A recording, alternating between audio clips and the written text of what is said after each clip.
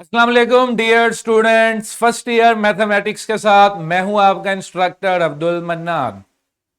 Chapter number 7 mathematical induction and binomial theorem हमने start किया। Last 4 SLOs हम binomial theorem पे कवर कर चुके हैं, जिसमें बाइनोमियल थ्योरम को हम वेरीफाई कर चुके हैं, एक्सपेंशन कर चुके हैं, पास्कल ट्राइंगल को देख चुके हैं और बाइनोमियल थ्योरम में से किसी स्पेसिफिक टर्म को हाईलाइट करना या मिड टर्म हाईलाइट करना या किसी स्पेसिफिक टर्म के कोफिशिएंट फाइंड करना, यह सब कुछ हम सीख चुके हैं। आज भी जो हमने एसएलओ कवर करना है स्टूडेंट्स, ये भी बाइनोमियल थ्योरम में से है, लेकिन इसे हम अपनी बुक में एक अलग section 7.4 which is application of binomial theorem, उसमें एड्रेस करेंगे। ये एसएलओ और इसके बाद 3 SLO application of binomial theorem में एड्रेस होंगे। आज का एसएलओ है use binomial theorem to find the last digit of a number, test the divisibility by a number and compare to large numbers. इस एसएलओ में 3 पॉइंट आउट्स किए गए हैं कीवर्ड। नंबर 1, बाइनोमियल थ्योरम को यूज करते हुए किसी भी लार्ज एक्सपोनेंट के लास्ट 2 डिजिट्स कैलकुलेट करने हैं। अब बड़े एक्सपोनेंट से मुराद क्या है? फॉर एग्जांपल मेरे पास कोई क्वेश्चन आ जाता है 13 रेज़ टू पावर 256। ये 13 रेज़ टू पावर 256 जो है, ये सुनने में तो छोटा सा लगता है, लेकिन क्या आपको पता है कि 13 raise to power 256 contain 253 digits? कि ये जो 13 की पावर आप 256 लेंगे, लुकमान इसके जवाब में कितने हिस्से होंगे, कितने डिजिट्स होंगे? तकरीबन 250। इसका मतलब है कि बाइनोमियल थ्योरम से कैलकुलेशन आसान होनी चाहिए, कोई शॉर्टकट मेथड होना चाहिए जिसमें ये हम डिजिट्स आसानी से कैलकुलेट कर सकें। अच्छा जी, फिर है जी divisibility test by a number. जाना पहचाना लग रहा है? इसी तरह का एक एसएलओ हमारे पास मैथमेटिकल इंडक्शन में था, जिसमें हम डिविजिबिलिटी टेस्ट और मल्टीपल टेस्ट, आप कहते थे जी prove that this is the multiple of that और that is divisible by this, same thing होगा। अच्छा, उधर हम उसे मैथमेटिकल इंडक्शन से करते थे, यहां पर हमने डिविजिबल टेस्ट कैसे करना है? Binomial theorem. वहां हम बेस केस बनाते थे, hypothesis, induction step and then conclude करते थे। यहां पर आपने बाइनोमियल थ्योरम अप्लाई करते हुए इसको कैलकुलेट करना है, जज करना है। इसमें भी जो मेक श्योर कर लें कि बाइनोमियल थ्योरम का मतलब ये नहीं है कि आप फुल एंड कैलकुलेशन करेंगे, उसमें भी कैलकुलेशन के एक हिस्से को अंडरस्टैंड करते हुए बाकी हिस्से पे फोकस करना पड़ता है। नंबर 3 कीवर्ड क्या है? Compare to large numbers. अब एक्सपोनेंट्स में बात हो रही है और आपने कंपैरिजन भी करना है। हाउ वुड यू नो कि ये छोटा है या ये बड़ा है? उसमें भी हम किसकी हेल्प लेंगे? लुकमान बाइनोमियल थ्योरम की। Got it? उम्मीद है आप सबको एसएलओ अच्छे तरीके से समझ आ गया होगा। आज हमने सेक्शन 7.4 में जो चीज चेक करनी है, जो इस कीवर्ड्स में से, वो है डिविजिबिलिटी टेस्ट। ठीक है लुकमान? जिस तरह मैथमेटिकल इंडक्शन में बेसिक इंफॉर्मेशन के बाद हमने प्रैक्टिस के जरिए इस कंसेप्ट को इवॉल्व किया, यहां पर भी हमने वही करना है, प्रैक्टिस के जरिए इस कंसेप्ट को इवॉल्व करना है।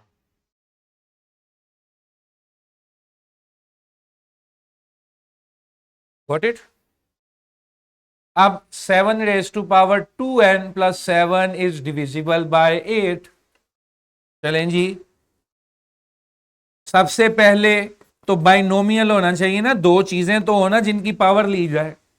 तो 7 को ऐसे लिख दूं 8 - 1 रेज़ टू पावर 2n ये वाला 7 as it is,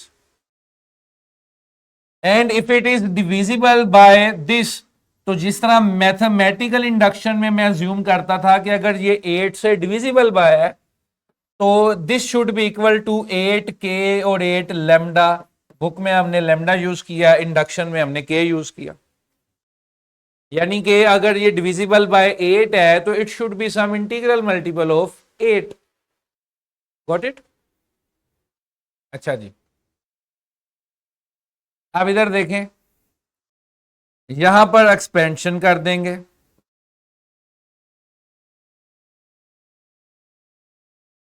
2nc0, 2nc0, 8 raise to power 2n minus 1 raise to power 0, 2nc1, 8 raise to power 2n minus 1 minus 1 raise to power n, 2nc2, 8 raise to power 2n minus 2 minus 1 raise to power 2। थोड़ा सा बस मैं इसको कर दूं, ये plus minus की sign समझाने के लिए थोड़ा सा इसे ज्यादा एक्सपेंड किया है। 2n एंड तो फिर वही होता है ना, ऊपर नीचे एक जैसे हो जाए। 8 raise to power 2n minus 2n while minus 1 raise to power 2n, और ये जो 7 था ये 7 वैसे का वैसे, ये येलो वाली सारी एक्सपेंशन है और 7 जो है वो वैसे का वैसे वहीं पे खड़ा था। Got it? कुछ टर्म्स में हाईलाइट कर देता हूं, जैसे कि ये टर्म है, we know that n C n is equal to 1 के अगर ऊपर नीचे एक जैसे एन और आर तो ये हमेशा किसके इक्वल होता है? 1 के। दूसरा 2n जो है वो इवन नंबर है हमेशा, तो minus 1 raise to power 2n भी जो है वो क्या शो होगी? 1। फिर मैंने क्या करना है स्टूडेंट्स, ये -1 जो है इसका रोल वैसे तो कोई नहीं, कोफिशिएंट में तो ये कुछ कंट्रीब्यूट नहीं कर रहा, लेकिन इसका जो माइनस का साइन है, जहां जहां ओड आर है, एनसीआर में ओड आर है, या जहां जहां इवन नंबर की टर्म आ रही है, जहां जहां इवन नंबर की टर्म आ रही है या ओड आर है, जैसे ये सेकंड टर्म है इसका आर 1 लेस देन टर्म है यानी कि 1 है, ये फोर्थ टर्म है इसका आर 1 लेस देन है 3। मेरी बात समझ गए? चलें जी आगे चलते हैं। 2nc0, 8 raise to power 2n minus 2cn, 8 raise to power 2n minus 1 plus 2nc2, 8 raise to power 2n minus 2 plus 1 आ गया, minus 2nc3, 8 raise to power 2n minus 3 up to so on so forth. क्या हुआ? ये वाली term जो है ये 1 हो जाएगी, इसका कॉम्बिनेट्रिक्स भी जो है वो भी 1, ये भी 1, ये भी 1, 1 और 7 एज इट इज। अच्छा, जस्ट इन केस इससे पहले वाली टर्म अगर मैं लिखना चाहता हूं, ये 2n है, तो इससे पहले वाली टर्म क्या होगी? 2n माइनस 1 क्या होगी? 2nc 2n माइनस 1, ये आ जाएगा 8 raise to power 1 minus 1 raise to power 2n minus 1, जिसकी वजह से क्योंकि 2n माइनस 1 हमेशा ओड नंबर होता है तो ये माइनस का साइन यहां पे प्रिवेल करेगा, plus 1 plus 7 as it is.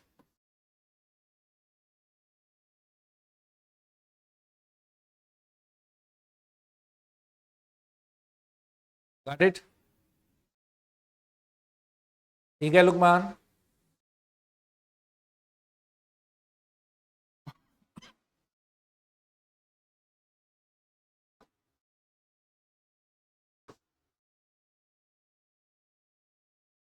इस सारे में से इस सारे में से मैं क्या कर सकता हूं, इस सारे में से मैं 8 कॉमन ले सकता हूं, इस सारे में से मैं 8 कॉमन ले सकता हूं।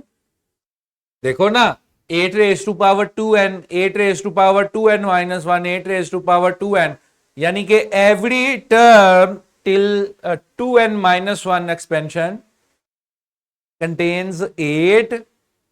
इस सारे में से मैं 8 कॉमन ले सकता हूं। तो जब मैं 8 कॉमन ले सकता हूं तो ऐसे लिख दूं इसको 8 के, कि ये 8 का ही कोई मल्टीपल है ना, 8 कॉमन ले सकता हूं तो it is some multiple of 8। 1 plus 7 भी कितना हो गया 8। अब इसमें से दोबारा 8 कॉमन ले सकता हूं, सम कांस्टेंट। अब 8 है और 8 multiply by some constant, 8 and 8 multiplied by some constant, so it is surely a multiple of 8 and hence it is divisible by 8.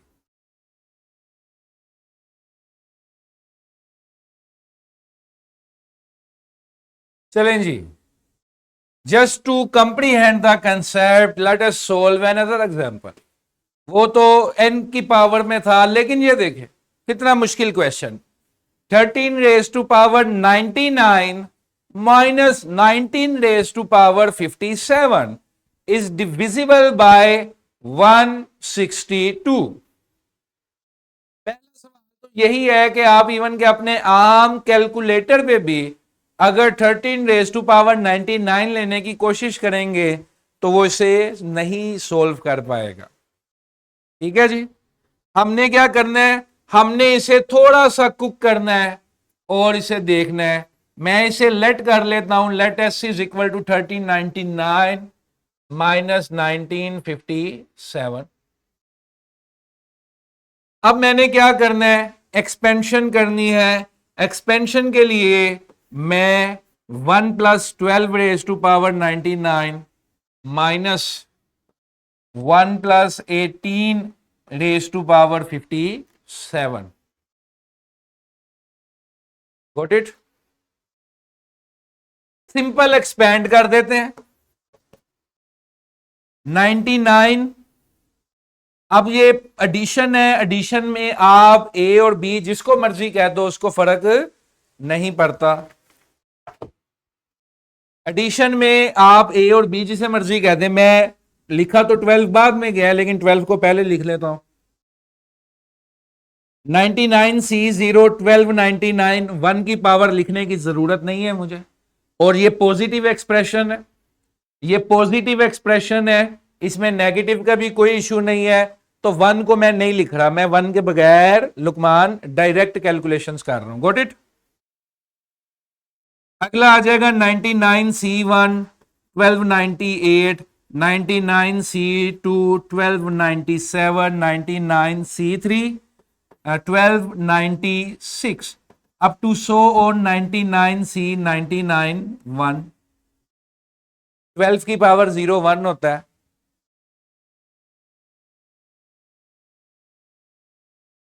थोड़ी माइनस था।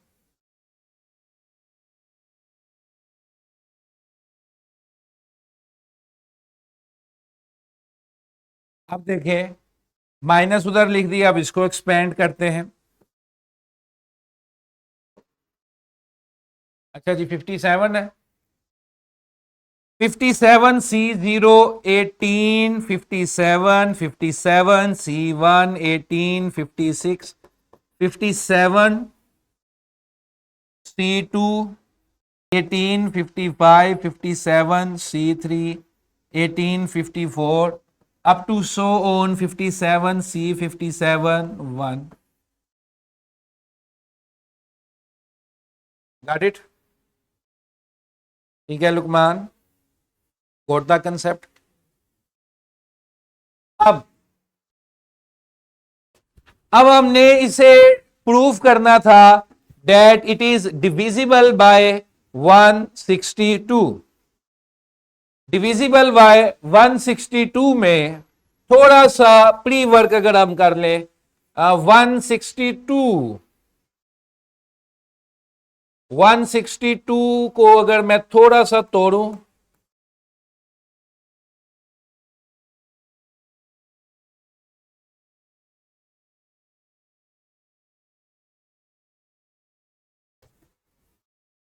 थोड़ा सा अगर इसको तोड़ें तो क्या नजर आ रहा है जी? 162, 281, 327, 39331। अच्छा जी, ओके। और अगर इसका डिविजिबल बाय 162 है तो इट कैन बी 162 सब मल्टीपल। ऐसी टर्म्स ढूंढे स्टूडेंट्स, ऐसी टर्म्स ढूंढे जिनका कोफिशिएंट जो है या जिनकी पावर जो है वो 162 या 162 का मल्टीपल आ जाए, 162 या 162 का मल्टीपल आ जाए। अब अगर थोड़ा सा गौर करें तो हमें कुछ टर्म्स मिल रही हैं, जैसे 99C1 12 square, 99C2 12 cube, got it, up to 99C99 12 raise to power 99। ठीक है, आगे पीछे से फर्क नहीं पड़ता क्योंकि एडिशन है ये सारी टर्म्स। और फिर दूसरे में अगर थोड़ा सा हम गौर करें, दूसरे में अगर थोड़ा सा हम गौर करें कौन सी टर्म हो सकती है, दूसरे में गौर करें तो पता चलता है कि हमारे पास 57C2 18 square, 57C3 18 cube and up to so on 57C57 18 raised to power 57। यानी कि मास वाई दो दो टर्म्स के, बाकी सारी टर्म्स जो हैं वो 162 के मल्टीपल्स में से हैं, 162 टाइम्स 2 या 162 टाइम्स 3, इस तरह से ये सारे फैक्टर्स चल रहे हैं। अब आपने क्या करना है, जो आपका एक्सप्रेशन था उसमें अगर हम इन सारी टर्म्स, क्योंकि ये सारे उसका मल्टीपल हैं, तो इन सारी टर्म्स को हम लिख देते हैं 162 टाइम्स के। इसके लिए डिफरेंशिएट कर दें तो 162 टाइम्स के बार, जिस तरह पीछे हमने कहा कि ये सारी टर्म्स 8 का मल्टीपल है, तो लेट राइट देम एज 8 के। तो यहां पर मैंने यानी कैसे लिख लिया, 162 के एंड 162 के बार। ठीक है जी, लेट मी, चलें इधर ही एक स्टेप कर लेते हैं। अब ये एक्सप्रेशन हो जाना चाहिए 1 प्लस 99C1 12 प्लस 162 के माइनस 1 प्लस 57C1 18 प्लस 162 के बार। Got it?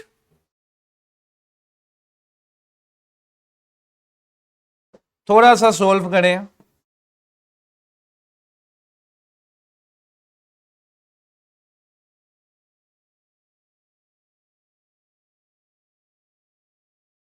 वन से वन कैंसल, दो चीजें आपको सोल्व करनी पड़ेंगी। 2090, let me change the colour,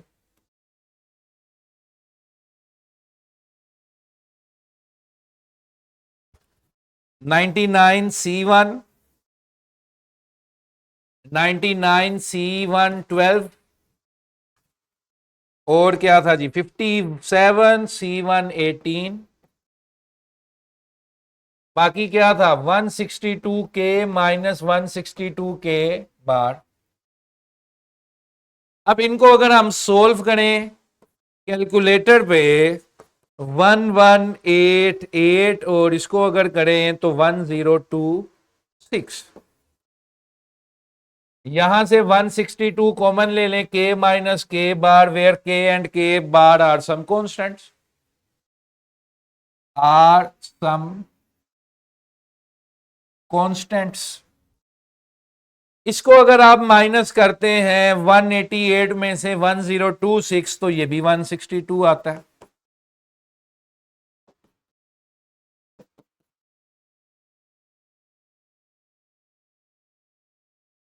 अब ये सारी चीज as a multiple of 162 show हो रही है।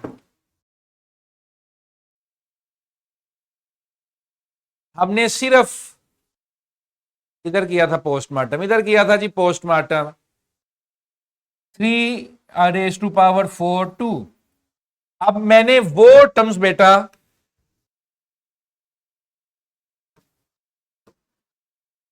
वो टर्म्स जिसमें वो टर्म्स जिसके कोफिशिएंट्स में 162 के मल्टीपल्स आ रहे थे, उन सारी टर्म्स को मैंने क्या कहा, उनके सम को भी मैंने 162 के कह दिया, क्योंकि अगर सब में 162 है तो मैं 162 कॉमन लूंगा, पीछे जो चीज बचेगी उसको के कह दूंगा। 10 टर्म्स हैं, 100 टर्म्स हैं, 1000 टर्म्स हैं, सब में से 162 कॉमन लिया, पीछे वाले बाकी सारे फैक्टर को क्या कह दिया, के। Got it? ठीक है, उम्मीद है आज का लेक्चर आपको अच्छे से समझ आया होगा। ये क्वेश्चंस मुश्किल है और इनमें बहुत ज्यादा प्रैक्टिस की जरूरत है। प्रैक्टिस के लिए एग्जाम्पल्स में भी क्वेश्चन मौजूद हैं और हमारी टेक्स्ट में भी 3-4 सवाल मौजूद हैं, लेकिन क्वेश्चन बैंक में हम इसकी कवरेज को ज्यादा कर देंगे। ठीक है जी, that is it for today. कल मुलाकात होगी डिफरेंट कीवर्ड्स के साथ।